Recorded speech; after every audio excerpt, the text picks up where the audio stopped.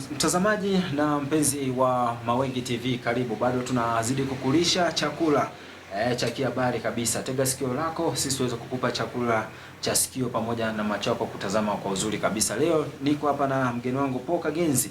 Tutakwenda kuzungumzia swala zima reli ya Tazara, ambapo tumeweza kuona taarifa rasmi ya serikali na kutoka kwa msemaji mkuu wa serikali Gerson Msigwa. Ameweza kuizungumzia na kuifafanua kwa kina baada ya kuweza kuibuka sitofahamu nyingi za watu kusema kwamba reli ya Tazara imekwisha kuuzwa. Lakini nikukumbushe tu, reli ya Tazara ilianza kufanya kazi rasmi mwaka 1976. Wakati huo baba wa taifa Julius Kambarage Nyerere akiwepo.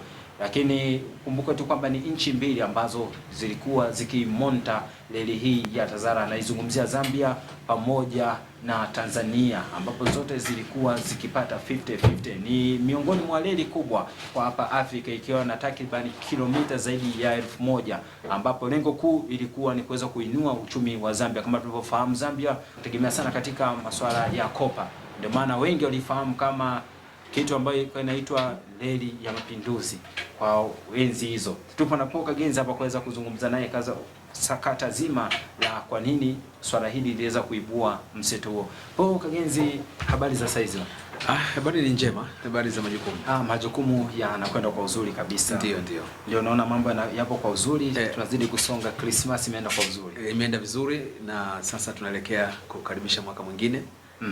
Na tuseme tu heri ya mwaka mpya kwa watazamaji na wafuatiliaji wa vipindi katika channel hii.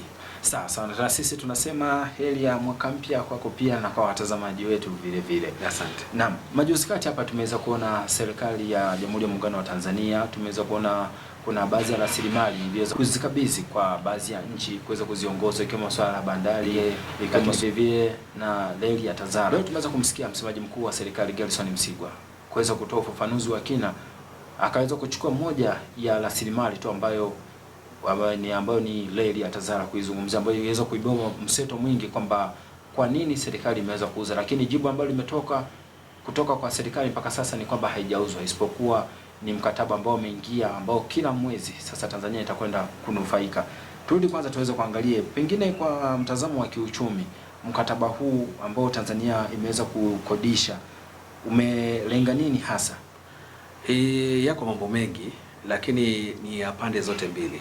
Kuna mwekezaji ambaye amekaribishwa kwenye mradi huu mkubwa na wa kihistoria, kwa sababu hii reli ya Tazara mfadhili wetu mkubwa wa kihistoria ni nchi au tunasema serikali ya China. Mwaka 1975 wanaanza inakamilika na kuanza kutumika. Na wakati huo kumbuka kwa nini ilikuwa walikuja na mradi huu wa reli ya Tazara. Kihistoria ni kwamba walifanya hivyo ili kuzisaidia nchi ambazo zilikuwa kusini mwa jangwa la Sahara, na hasa zile ambazo zilikuwa ziko kwenye mapambano ya uhuru pia, kwa sababu Zambia ambayo ilipata uhuru wake mwaka 1964 ilikuwa ni nchi ambayo haijapakana na bahari, na wakati huo ni nchi ambayo ilikuwa imezungukwa na nchi ambazo zilikuwa zinapigania uhuru. Ndiko bado haijapata bandari. Ilikuwa bado na mpaka leo haina bandari. Sasa inafikaje kwenye bandari? Manake ilikuwa lazima itegemee nchi ambazo ziko pembezoni. Kwa mfano kuna Botswana, unatoka Botswana unakwenda Namibia na Angola kwa upande wa bahari ya Atlantic. Ukienda kusini ako na Zimbabwe, alafu unaikuta Afrika Kusini. Wakati wa Afrika Kusini ilikuwa wakati inatawaliwa kimabavu. Ukienda upande mwingine wa Mozambique, kwa maana ya Msumbiji wakati wa 1975 wao ndio wanapata uhuru tena kwa mapinduzi dhidi ya Ureno. Kwa hiyo kulikuwa bado hakujaseto. Kwa hiyo wasingeweza kutumia bandari za mwambao wa Msumbiji. Wakati huo ndio bado nchi changa. Kwa hiyo ili Zambia iweze kupata access ya bahari, ndio ukaja mkakati wa kutengeneza reli ya Tazara. Sasa kinachotokea leo ni kwamba serikali inaangalia tija zaidi, na ndicho ilichokifanya kwamba tunawezaje kuiwekeza kufanya hii reli iwe ina manufaa zaidi kwa Tanzania pamoja na Zambia, na hasa kizazi hiki ambacho idadi ya watu ni kubwa, vijana wengi wamesoma, lakini ajira ni chache. unaweza ukaangalia kwa mtazamo huo, kwanza kabisa ukagundua kwamba serikali imefanya maamuzi mazuri kwamba tunataka mtu makini ambaye ataendesha reli kwa tija na reli iweze kuzalisha ajira za kutosha, na pia yale mapato yanayopatikana kwa uendeshaji wa reli yaweze kuzisaidia hizi serikali kuleta maendeleo katika nchi zao. Kwa hiyo hayo ndio matazamio makubwa. Kwa upande wa mwekezaji, hakuna mwekezaji ambaye atawekeza mabilioni ya shilingi alafu akakaa kwa muda mfupi ili akunufaishe wewe tu. Pamoja na Wachina tunasema ni marafiki zetu, lakini wanaangalia uchumi zaidi.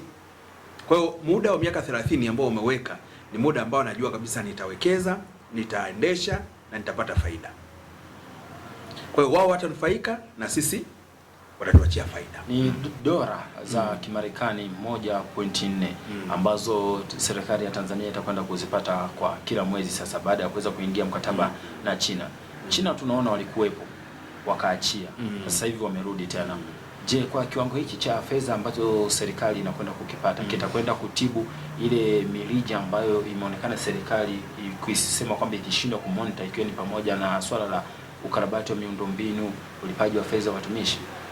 Hiyo inaenda kwenye mfuko mkuu wa serikali, itasaidia sana.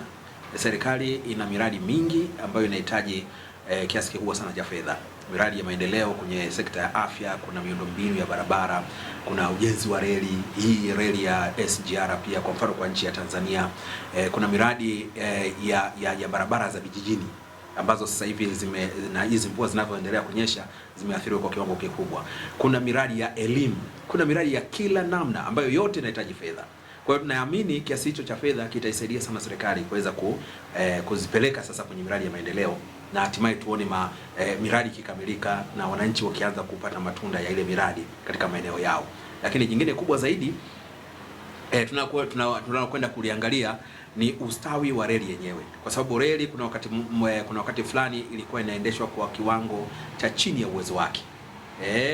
Kuta miundombinu imechakaa, mabehewa ya mizigo na abiria pia yamechoka, kiasi kwamba reli ya Tazara ilikuwa ndio mkombozi wa usafiri kati ya mashariki mwa Tanzania kwa maana ya jiji la Dar es Salaam na mikoa ya nyanda za juu kusini. Walikuwa wanategemea sana reli ya Tazara, lakini kadri muda unazidi kwenda reli ilidorola kiasi kwamba ukawepo mbadala wa njia ya barabara, na katika uzoefu wa kiuchumi usafiri wa reli siku zote huwa ni nafuu zaidi kuliko usafiri wa barabara. Sasa kama mnashindwa kuendesha reli na mkasafirisha mizigo labda mikubwa ambayo inatoka Dar es Salaam, bandari ya Dar es Salaam kwenda kwenye nchi na maeneo ya mikoa ya nyanda za juu kusini kwa mfano kwa Tanzania, alafu ukaingia kwenye nchi ambazo hazina access na bahari kama ilivyo Zambia, ukapeleka mzigo ukafika mpaka Zimbabwe na maeneo mengine, manake kwamba tulitumia chini ya kiwango ambacho kimekusudiwa. Sasa kwa sasa na imani kupitia mwekezaji mizigo mingi itasafirishwa kwa reli ya Tazara ambayo inakwenda kusini na kwenda Zambia, ambayo itakwenda kwa gharama ndogo, na hatimaye bidhaa zitakapofika kwenye maeneo husika zitauzwa kwa gharama ya chini kidogo. Kwa hiyo pia itakuwa nafuu kwa sisi wa Tanzania wa kawaida. Na lingine ni ajira sasa, kwa sababu reli itakapokuwa iko bize zaidi ya hivi ambavyo tunavyoiona leo, manake kuna ajira za moja kwa moja na zile zisizokuwa za moja kwa moja. Kuna watu wataajiriwa kwa maana ya ndani ya shirika, lakini kuna wengine wataajiriwa kwa ajili ya kuhudumia wale ambao wako ndani ya mfumo na abiria pia. Kwa hiyo kwa watu watawekeza kwenye migahawa, watu watawekeza kwenye mahoteli, watu watawekeza kwenye utalii. Na unakumbuka hivi karibuni TANAPA wametangaza na hizi taasisi zetu zinazohusiana na masuala ya uhifadhi kwamba kuna eneo pembezoni kabisa mwa reli ya Tazara. Sasa kutakuwa na watalii wanakwenda, alafu wanatokea kupitia hapo kwenda kwenye hifadhi zetu za taifa kufanya utalii. Kwa hiyo utaona reli ikiwa bize, uchumi wa nchi utasisimka kwa kiwango kikubwa. Vivyo hivyo kwa upande wa pili wa Zambia, uchumi utasisimka. Kwa hiyo tuna mategemeo makubwa zaidi ya mafanikio kuliko haya malalamiko ambayo tunayasikia leo. Hakuna maendeleo duniani yanakuja tu kwa kukumbatia kile ulichonacho, kwa sababu tulikumbatia kwa muda mrefu. Je, tumepata nini? Lazima kila mmoja ajiulize. Na kama tumeshindwa, tumempata mtu ambaye anaweza katutoa hapo, kwa nini tusifanye hivyo? ili nchi hizi zikaanza kusogea na uchumi ukaanza kuchangamka. Sasa hivi lazima tuzungumzie swala la ajira kwa vijana.